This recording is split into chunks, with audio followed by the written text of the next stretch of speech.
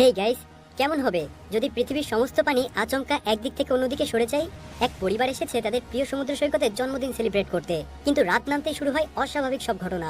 আকাশে দেখা দেয় রহস্যময় আগুনের গোলা, আর পরদিন ভোরে তারা নিজেদের খুঁজে পায় একটা মরুভূমির মাঝে। হ্যাঁ, যে সমুদ্রে তারা ছিল সেটা এখন সম্পূর্ণ মরুভূমিতে পরিণত হয়ে গেছে। আর এরপরে শুরু হয় এমন কিছু ঘটনা যা কেবল দুঃস্বপ্নেই দেখা যায়। আস্তে আস্তে তাদের বেঁচে থাকার সব পথ বন্ধ হয়ে যেতে শুরু করে। রহস্য, আতঙ্ক আর মৃত্যু ভয় নিয়ে সাজানো এই মুভিটা নিঃসন্দেহে এবছরের সেরা সার্ভাইভাল থ্রিলার সিনেমা। তো চলুন আর কথা না বাড়িয়ে সরাসরি গল্পে ঢুকে যায়। একদিন সমুদ্রবিজ্ঞানী টম, তার স্ত্রী জুলিয়া এবং দুই সন্তান ক্যাসি আর বেনকে নিয়ে সাগরে একটি ভ্রমণে রওনা হয়। তখন দেখা যায় টম এবং বেন মাছ ধরতেই ব্যস্ত এবং ক্যাসি তার গ্যাজেটগুলো নিয়ে থাকে। জুলিয়া সাঁতার কাটতে যায়। হঠাৎ কিছু একটা তাকে অস্থির করে তোলে। জুলিয়া চারপাশে তাকায়, কিন্তু সমুদ্র বরাবরের মতোই শান্ত ছিল।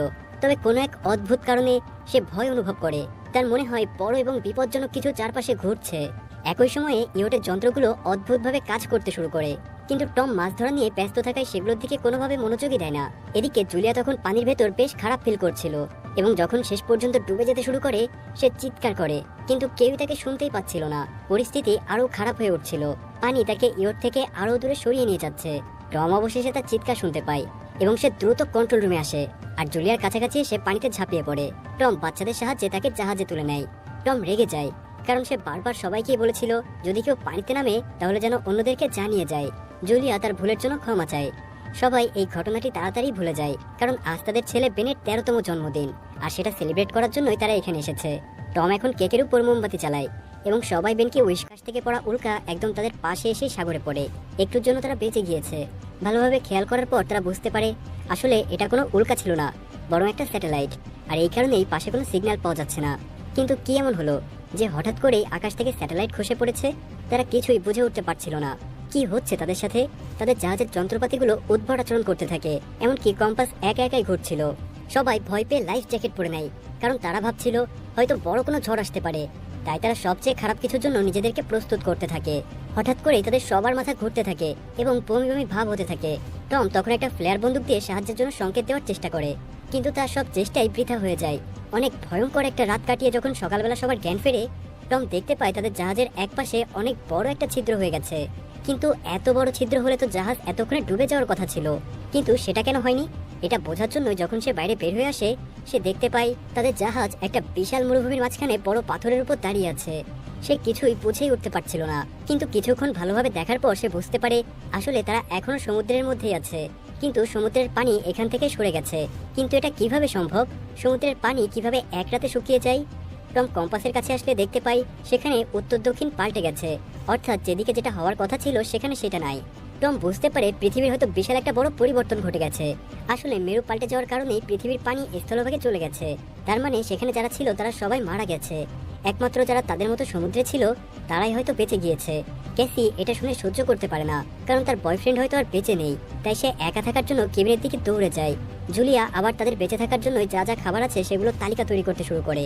তখন বেন তার জন্মদিন আনা বেলুনগুলো আকাশে উড়িয়ে দেয়, আর এই আশায় অপেক্ষা করতে থাকে যাতে বেঁচে যাওয়া কেউ তাদেরকে দেখলে যেন সাহায্যের জন্য এগিয়ে আসে। এদিকে টম রেডিও চালু করে একের পর এক বিপদ সংকেত পাঠায়। সে কাছাকাছি থাকা কারোর সাথে যোগাযোগ করতে চাচ্ছিল, কিন্তু কোনো রেডিওতে জবাব পাচ্ছিল না। হঠাৎ করেই সে একটা সাবমেরিনের ক্যাপ্টেনের সাথে যোগাযোগ করতে সক্ষম হয়। নাটো নামের এই ক্যাপ্টেন আর তার টিমের লোকেরা এই ঘটনার সময় পানির নিচে ছিল, কিন্তু সে জানে এখন একমাত্র সেই বেঁচে আছে। সে আরও জানায় সে কারোর সাথে যোগাযোগ করতে পারছে না। সে অনেকভাবে চেষ্টা করেছে, কিন্তু কোনো লাভ হয়নি। আর নাটো ওদেরকে জানায় সে হিসাব করে দেখেছে সমুদ্রের পানি এক সপ্তাহের মধ্যে আবার এখানে ফিরে আসবে। আর তাই সে তাদেরকে বলে তোমরা দ্রুত কোনো উঁচু জায়গা খুঁজে বের করো, তা না হলে এবার আর বাঁচতে পারবে না। টম তখন নাটোকে রিকোয়েস্ট করে তাদেরকে তার সাথে সাবমেরিনে নিয়ে যাওয়ার জন্য, কিন্তু নাটো প্রথমে রাজি হয় না, কারণ সে তাদেরকে চেনে না। এরপর সে আরও জানায় তাদের সাবমেরিনটা অনেক ছোট, এটাতে শুধুমাত্র 3 জনের জন্যই জায়গা আছে। টম তখন নাটোকে বলে আমাদের কাছে 4 দিনের খাবার আছে, যদি তুমি আমার 2 সন্তানকে তোমার সাথে নাও তাহলে আমি তোমাকে সব খাবার দিয়ে দিতে পারি। আমি আর আমার স্ত্রী কোনো উঁচু জায়গার সন্ধানে চলে যাব। বেশ কিছুক্ষণ ভেবে অবশেষে নাটো তাদের প্রস্তাবে রাজি হয়ে যায়। এরপর নাটো তাদেরকে তার লোকেশন দেয়। টম জানায় তারা কয়েকদিনের মধ্যেই তার কাছে পৌঁছে যাবে। পরদিন সকালে পরিবারটি তাদের যাত্রা শুরু করার জন্য প্রায় প্রস্তুত। টম টেকের উপরে পা রেখে দাঁড়িয়েছিল। এমন সময় হঠাৎ একটা কুকুর সহ একজন ব্যক্তিকে তাদের দিকে এগিয়ে আসতে দেখে এবং তাকে বেঁচে থাকার জন্য অভিনন্দন জানায়। কিন্তু টম লক্ষ্য করে যে লোকটি আহত হয়েছে, তাই সে তার জন্য কিছু পানি নিয়ে তার দিকে এগিয়ে যায়। লোকটা প্রথমে পানি খায়, তারপর হঠাৎই টমের মুখে ঘুষি মারে। টম এতে মাটিতে পড়ে গেলে জুলিয়া এটা দেখে তার স্বামীর কাছে ছুটে আসছিল। তখন ওই লোকটা তার হাতে থাকা বর্ষাটা টমের বুকে গেঁথে দেয়, আর লোকটার কুকুর তখন জুলিয়ার দিকে তাকিয়ে হিংস্রভাবে ডাকছিল। জুলিয়া নিজেই আতঙ্কের মধ্যে বুঝতে পারে যে তার স্বামীকে বাঁচানোর আর কোনো উপায় নেই, তাই সে নৌকার দিকে দৌড় দেয়। লোকটি তার দিকেই আসতে থাকে। জুলিয়া দ্রুত নৌকায় ওঠার সময় তার হাত কেটে যায়। বাচ্চারা তার চিৎকার শুনে দুজনেই তার কাছে ছুটে যায়। তারা সবাই মিলে কেবিনের দরজাগুলি শক্ত করে লাগিয়ে দেয়। তারপরে জুলিয়া, ক্যাসি এবং বেনকে একটা লকারে লুকিয়ে রাখে, আর সে তার মেয়েকে একটা ফ্লেয়ার বন্দুক দেয় এবং তাকে বলে যদি আর কোনো উপায় না থাকে তাহলে শুধুমাত্র এটা চালাবে। লোকটা দরজা ভাঙার চেষ্টা করে, আর কিছুক্ষণের মধ্যে সে দরজা ভেঙে ফেলে। জুলিয়া নিচের বাথরুমে লুকিয়ে পড়ে এবং তার হাতের ক্ষতস্থানে ব্যান্ডেজ লাগায়। এদিকে লোকটা তখন নৌকার ভিতর ঢুকে সরাসরি কিচেনে চলে যায়, আর সেখান থেকে খাবার উঠিয়ে নেয়। দেখেই বোঝা যাচ্ছিল সে অনেক বেশি ক্ষুধার্ত। খাবার খেতে খেতে সে পুরো নৌকায় বাকিদেরকে খুঁজতে শুরু করে। জুলিয়া তখন একটা রান্নাঘরে ছুরি হাতে নিয়ে লোকটার জন্য অপেক্ষা করছিল, কিন্তু হঠাৎ সে শব্দ করে ফেলায় নৌকার ছিদ্র দিয়ে সে নিচে নেমে লুকিয়ে পড়ে। কিন্তু তার বাচ্চারা এখনো নৌকাতেই ছিল।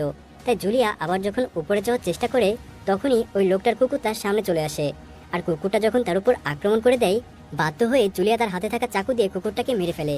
কুকুরের শব্দ শুনে যখন লোকটা বাইরে আসে তখন সে দেখতে পায় তার নিচে তার কুকুরের লাশ পড়ে আছে। কিন্তু জুলিয়ার বাচ্চারা যেহেতু এখনো নৌকায় ছিল তাই সে তাদেরকে বাঁচানোর জন্য আবারও সেখানে আসে। পেছন থেকে লোকটাকে আক্রমণ করতেই যাবে সে, তার আগেই লোকটা তাকে দেখে ফেলে আর তাকে মারতে শুরু করে। লোকটা জুলিয়াকে টর্চার করতে করতে জিজ্ঞাসা করে তাদের কাছে আর কি কি জিনিস আছে।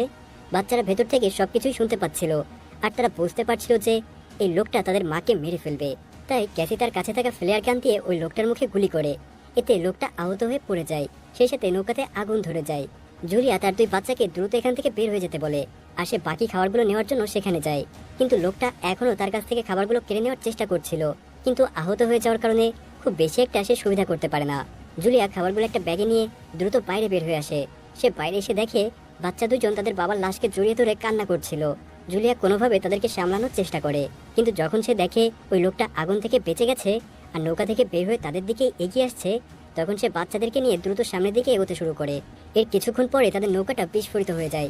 জুলিয়া তার দুই বাচ্চাকে নিয়ে সেই দিকে যাওয়ারই চেষ্টা করছিল যেখান থেকে তারা নাটো সাবমেরিনের সিগন্যাল পেয়েছিল।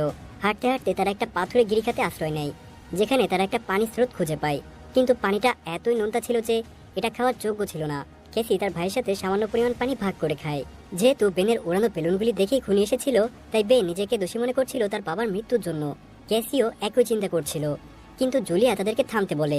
জুলিয়া বেনকে বলে, যা হয়েছে এর জন্য তোমার কোনো দোষ নেই, আর এখন আমাদেরকে বাঁচতে হলে অবশ্যই সামনের দিকে এগোতে হবে, তাই এইসব নিয়ে ভাবার সময় এখন নেই। জুলিয়া পাহাড়ের উপর থেকে আবারও সেই লোকটাকে দেখতে পাচ্ছিল। সে এখনও তাদের পেছনে আসছিল, কারণ সব খাবার জুলিয়া নিয়ে এসেছে। তাই জুলিয়া আবারও সবাইকে দ্রুত এগোনোর জন্য তাড়া দিতে থাকে, কিন্তু এই পথটা মোটেও সহজ ছিল না।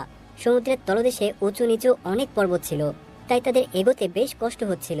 বাচ্চারা অনেক ক্লান্ত হয়ে পড়েছে, কিন্তু তারপরও জুলিয়া তাদেরকে থামতেই দিচ্ছিল না। এভাবে এগোতে এগোতে একটা সময় বেন অনেক বেশি ক্লান্ত হয়ে যায়, তাই বাধ্য হয়ে তাদেরকে থামতে হয়। বেন পানির অভাবে অনেক বেশি ডিহাইড্রেট হয়ে পড়েছিল, তাই জুলিয়া তাদের কাছে থাকা শেষ পানিটুকু বেনকে খেতে দেয়। এদিকে ক্যাসি নিজেও তখন সাহস হারিয়ে ফেলেছিল। সে বারবার বলছে এখানেই কাটানোর সিদ্ধান্ত নেয়। জুলিয়া তাদের গত রাতের তোলা ফ্যামিলি ফটোটা দেখতে থাকে এবং কান্নায় ভেঙে পড়ে। বাচ্চারা তাদের বাবাকে অনেক মিস করছিল, কিন্তু অনেক বেশি ক্লান্ত থাকার কারণে তারা কিছুক্ষণের মধ্যেই ঘুমিয়ে পড়ে। তোরাতে ক্যাসি বাইরে কিছু অদ্ভুত শব্দ শুনতে পায়, তাই দেখার জন্য যখন সে বাইরে আসে সে দেখতে পায় সেখানে আসলে ওই লোকটা আসছিল। সে ক্যাসিকে একা দেখে তার দিকে আক্রমণ করার জন্য চুপি চুপি আসছিল, কিন্তু সে তো আর জানে না ক্যাসি এখানে ইচ্ছে করেই বসেছিল।